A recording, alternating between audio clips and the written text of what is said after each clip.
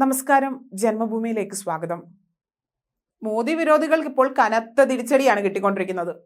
അല്പം ഒന്ന് ഓടിക്കിതച്ചത് മൂന്നിരട്ടയായി കുതിച്ചു പായാനാണ് എന്നത് ഇന്ത്യ മുന്നണിക്കും രാഹുലിനും അറിയില്ല എന്നതാണ് വാസ്തവം. അവരതിനെക്കുറിച്ച് ഓർത്തില്ല. മോദി എന്ന വൻമരം വീണു, ഇനി മോദി തരംഗമില്ല എന്നൊക്കെ ആക്രോശിച്ചവർക്ക് മോദി വീണ്ടും പ്രധാനമന്ത്രിയായി അധികാരത്തിലേറാൻ പോകുന്ന വാർത്തയാണ് ഇപ്പോൾ കുറച്ചധികം നേരമായിട്ട് അവരെ അലോസരപ്പെടുത്തുന്നത്. എന്നാൽ അതാണ് വാസ്തവം. അതവർ അംഗീകരിക്കാനും തയ്യാറാകുന്നില്ല. അതിനെ ഉൾക്കൊള്ളാൻ കഴിയാത്തവർ പലതരത്തിലുള്ള വ്യാജ പ്രചരണങ്ങളും നടത്തും. എന്തായാലും ഈ വരുന്ന ഞായറാഴ്ചയാണ് മൂന്നാം മോദി സർക്കാരിന്റെ സത്യപ്രതിജ്ഞ നടക്കാൻ പോകുന്നത്.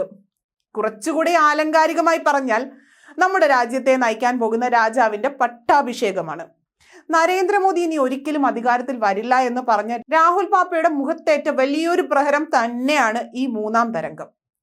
മോദി എന്ന കൊടുങ്കാറ്റിനെ പിടിച്ചു കെട്ടാൻ തക്കതായ ശക്തിയൊന്നും നമ്മുടെ ഈ രാഹുൽ ഗാന്ധിക്ക് ഇല്ല എന്നത് അദ്ദേഹം തന്നെ സ്വയം മനസ്സിലാക്കേണ്ട കാര്യമാണ്.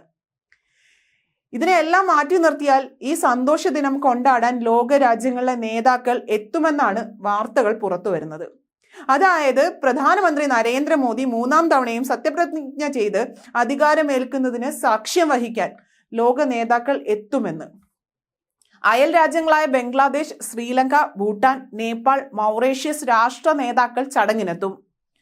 ബംഗ്ലാദേശ് പ്രധാനമന്ത്രി ഷെയ്ഖ് ഹസീന, ശ്രീലങ്കൻ പ്രസിഡന്റായ റിനിൽ വിക്രമസിംഗെ, നേപ്പാൾ പ്രധാനമന്ത്രിയായ പുഷ്പ കമാൽ ദഹൽ പ്രചണ്ഡ എന്നിവർ ചടങ്ങിൽ പങ്കെടുക്കുമെന്ന് അറിയിച്ചിട്ടുണ്ട്. തിരഞ്ഞെടുപ്പ് വിജയത്തിൽ അഭിനന്ദിക്കാൻ ഫോണിൽ വിളിച്ചപ്പോഴാണ് പ്രധാനമന്ത്രി ഇവരെ നേരിട്ട് ക്ഷണിക്കുകയായിരുന്നു. ഷെയ്ഖ് ഹസീന ഇന്ന് ഉച്ചയ്ക്ക് ശേഷം ഡൽഹിയിൽ എത്തുമെന്നാണ് സൂചനകൾ ലഭിക്കുന്നത്. ഭൂട്ടാൻ പ്രധാനമന്ത്രി ഷെയ്ഖ് ടൊബേഗ, മൗറീഷ്യസ് പ്രധാനമന്ത്രി പ്രവിന്ദ് ജഗന്നാഥ് എന്നിവരെയും ക്ഷണിക്കും എന്നാണ് ഇപ്പോൾ അറിയാൻ സാധിക്കുന്നത്. 2014 ഒന്നാം നരേന്ദ്രമോദി സർക്കാരിന്റെ സത്യപ്രതിജ്ഞയിൽ പങ്കെടുക്കാൻ പാകിസ്ഥാൻ പ്രധാനമന്ത്രി ഉൾപ്പെടെ സാർക്ക് രാജ്യങ്ങളുടെ തലവന്മാരെയാണ് ക്ഷണിച്ചിരുന്നത്. അയൽപ്പക്കം ആദ്യം എന്ന നയത്തിന്റെ ഭാഗമായിരുന്നു അത്. 2019 രണ്ടാം നരേന്ദ്രമോദി സർക്കാരിന്റെ സത്യപ്രതിജ്ഞയിൽ പങ്കെടുക്കാൻ Bay of Bengal initiative for multi sector technical and economic cooperation നേതാക്കളെയാണ് ക്ഷണിച്ചത്. ഭാരതത്തിന് പുറമെ ബംഗ്ലാദേശ്, ഭൂട്ടാൻ, മ്യാൻമർ, നേപ്പാൾ, ശ്രീലങ്ക, തായ്ലാന്റ് രാജ്യങ്ങളെയാണ് ഈ കൂട്ടായ്മയിൽ ഉൾപ്പെടുത്തിയിരുന്നത്. എന്തായാലും പൂരം കൊടിയേറി മക്കളെ. ഇനി കണ്ടു തന്നെ അറിയാം എന്താണെന്നുള്ളത്.